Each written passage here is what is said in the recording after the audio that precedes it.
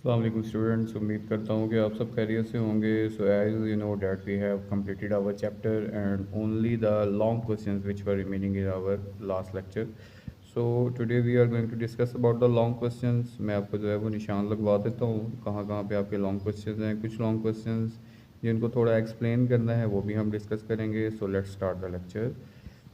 बेटे पहला आपका लॉन्ग क्वेश्चन आ गया है, what type of reactions are given by alkanes, explain with the reference of halogenation of alkanes. तो पेज नंबर 85 और 86 पे चलेंगे।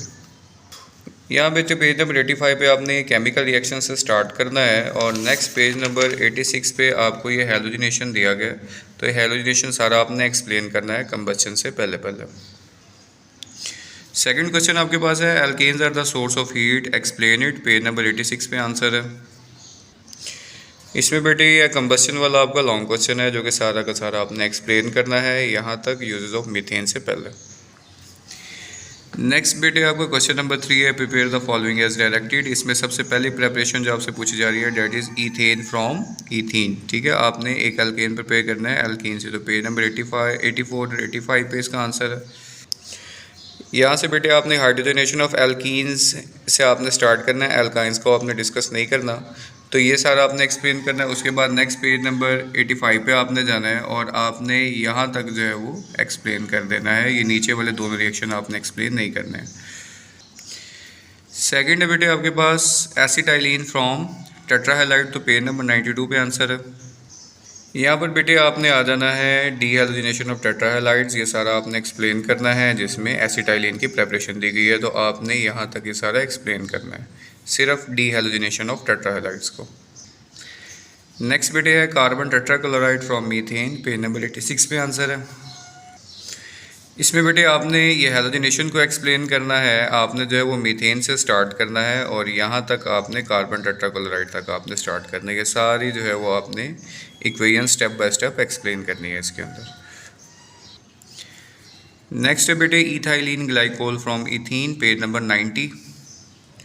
इसका बेटे आंसर ये oxidation of alkenes with KMnO4 है, जिसमें आपने सारा एक्सप्लेन करना है, जिसमें आपको इथीन ग्लाइकोल की प्रेपरेशन दी गई है फ्रॉम इथीन। तो ये KMnO4 की ऑक्सीडेशन एक्सप्लेन करनी है यूजेस से पहले। उसके बाद नेक्स्ट है बेटे 1,2 डाइब्रोमो इथेन फ्रॉम इथीन। आपने 1,2 डाइब्रोमो इथेन की प्रेपरेशन बतानी है। Page number 90। इसके लिए बेटे आपने ये हैलोजिनेशन ऑफ एल्कीन्स पे आ जाना है। यहाँ पे आपने ये सारा एक्सप्लेन करना है और यहाँ पे आपको प्रेपरेशन दी गई है 1,2 डाइब्रोमो इथेन की। तो ये हैलोजिनेशन ऑफ एल्कीन्स आपने एक्सप्लेन करना है। लास्ट इसका पार्ट आपको दिया जा रहा है ग्लाइऑक्सल फ्रॉम एसिटाइलिन। पेज नंबर 93 पे आंसर है। इसमें बेटे आपने ऑक्सीडेशन विद KMnO4 एक्सप्लेन करना है और आपने यहाँ तक ग्लाइऑक्सल तक जाना है। ठीक है, ऑक्सैलिक एसिड की प्रेपरेशन नहीं करनी है, सारा एक्सप्लेन करना है ग्लाइऑक्सल तक। नेक्स्ट बेटे आपका क्वेश्चन आ रहा है, explain the oxidation of acetylene. तो ऑक्सीडेशन ऑफ एसिटाइलिन हमने रिसेंटली पढ़ा है, पेज नंबर 93 पे कंप्लीट आंसर है इसका, आपने जाके देख लेना है। उसके बाद write the balanced equations for the following reactions, also name the products which are formed. ठीक है, तो आपने ये जो आपको स्टेटमेंट्स दी गई हैं इनके आपने सिर्फ इक्वेशंस लिखनी है, पूरा एक्सप्लेन करने की ज़रूरत नहीं है। इक्वेशंस लिख देंगे तो काम चल जाएगा। ठीक है, तो आपने ये इक्वेशंस लिखनी है और साथ में जो प्रोडक्ट और रिएक्टेंट्स होंगे उनके नाम भी लिखने हैं। तो पहला आपको दिया गया है mixture of ethyne and hydrogen में पास्ड ओवर हीटेड निकल। तो आपने इथाइन का हाइड्रोजनेशन करवाना है। तो इसका आंसर में पेज नंबर 85 पे दिया गया।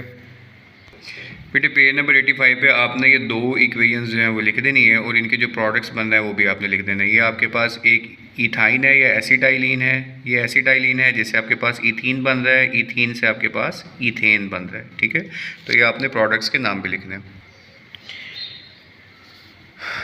उसके बाद बेटे सेकंड जो आपको स्टेटमेंट दी गई है, ethyne is treated with chlorine. ठीक है, तो पेज नंबर 93 पे हमें आंसर दिया गया। बेटे पेज नंबर 93 पे हमें क्लोरीन नहीं दिया गया बल्कि ब्रोमीन दिया गया है। ठीक है, ये ब्रोमिनेशन है, लेकिन हमें कहा गया कि क्लोरीन को ऐड करना है आपने इथाइन में।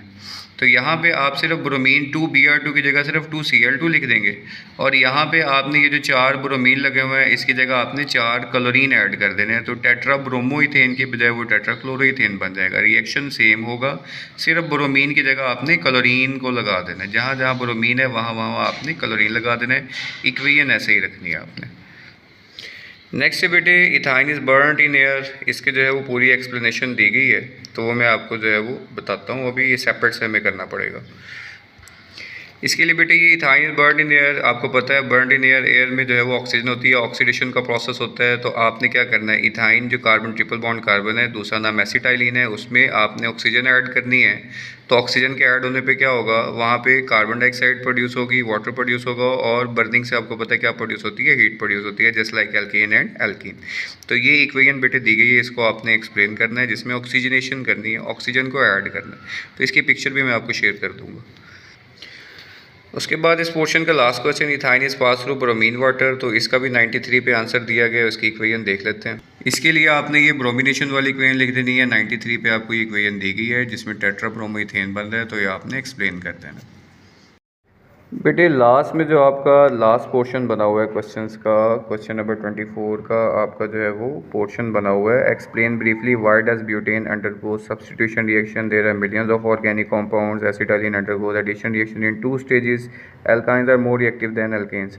तो इसको हमें थोड़ा सा अपने वर्ड्स में भी एक्सप्लेन करना पड़ेगा। तो ये सेपरेट से जो है वो हमें कुछ लिखना पड़ेगा, कुछ चीज़ें एडअप करनी पड़ेंगी अपनी तरफ से भी, कुछ चीज़ों को हमें मॉडिफाई करना पड़ेगा। तो इसकी पिक्चर मैं आपको शेयर कर दूंगा, तो आपने यहाँ से इसके आंसर्स देख लेने हैं। पहला मैं आपको बताता हूँ, why does butane undergo substitution reaction. अब ये ब्यूटेन है, दिस इज़ एल्केन। एल्केन आपको पता है सैचुरेट होते हैं, और सैचुरेटेड हाइड्रोकार्बन्स कभी भी एडिशन नहीं देते, वो हमेशा सब्स्टिट्यूशन देते हैं, जिसमें एक एटम निकलेगा तो उसकी जगह दूसरा एटम ऐड होगा। तो ब्यूटेन में हमने आंसर ये करना है, that butane is an alkane which are the saturated hydrocarbons, and saturated hydrocarbons they do not have any space to add extra atoms, so they perform the substitution reaction rather than addition.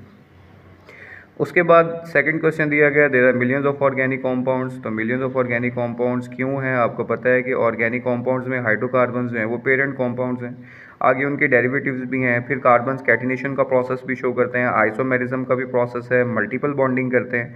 तो ये सारी जो चीज़ें हैं जो ये इनके abundance को शो करती है, इनके अबंडेंस की रीज़न है जिस वजह से ऑर्गेनिक कंपाउंड्स बहुत ज़्यादा तादाद में।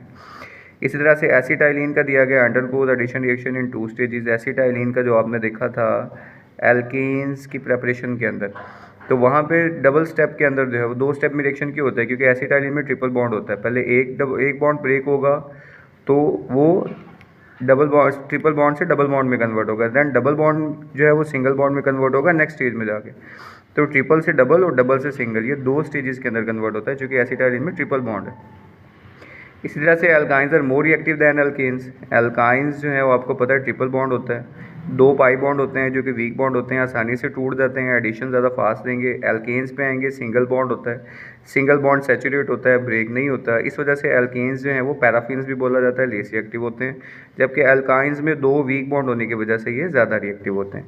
तो इसकी एक्सप्लेनेशन कुछ जो है वो नीचे दी गई है, ये मैं आपको पिक्चर शेयर कर दूँगा, आपने यहाँ से जो है वो एक्सप्लेनेशन इसकी देख लेनी है। मज़ीद चीज़ें वही हैं जो हमने चैप्टर में पढ़ ली हैं, सिर्फ थोड़ा सा मॉडिफाई किया गया है, हमें अपने वर्डिंग के अंदर इन चीज़ों को एक्सप्लेन करना है। तो बेटे आपका जो है वो लेक्चर्स यहाँ पे कंप्लीट होते हैं, लेक्चर्स का सिलसिला आपका जो है वो ख़त्म होता है यहाँ पे चैप्टर का। नेक्स्ट इंशाल्लाह अब हम प्रैक्टिकल्स जो है वो स्टार्ट करेंगे। नेक्स्ट लेक्चर्स अब आपको प्रैक्टिकल्स के मिलेंगे, आपकी फ़र्स्ट टर्म का सिलेबस जो है वो यहीं तक था। तो नेक्स्ट इंशाल्लाह प्रैक्टिकल्स में मुलाकात होती है। अल्लाह हाफ़िज़।